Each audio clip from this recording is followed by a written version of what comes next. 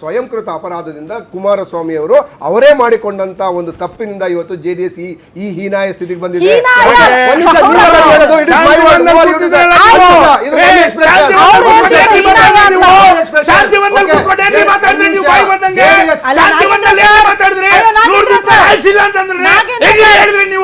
ವೈಯಕ್ತಿಕ ನಿರ್ಧಾರ ಬಿಡಿ ಸರ್.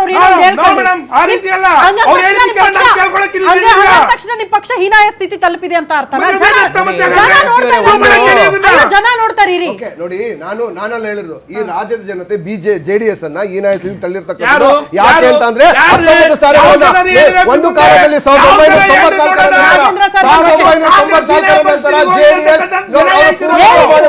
ಜೆಡಿಎಸ್ ಆಗ್ಲಿ ಬಿಜೆಪಿ ಆಗ್ಲಿ ಪೂರ್ಣ ಪ್ರಮಾಣದ ಅಧಿಕಾರವನ್ನ ಈ ರಾಜ್ಯ ಜನತೆ ಕೊಟ್ಟಿಲ್ಲ. ಮಾತ್ರ ಕೊಟ್ಟಿರ್ತಕ್ಕಂಥದ್ದು. ಕಾಂಗ್ರೆಸ್ಗೆ 99 ಕೊಟ್ಟಿದ್ದಾರೆ, 19 ಕೊಟ್ಟಿದ್ದಾರೆ, 2023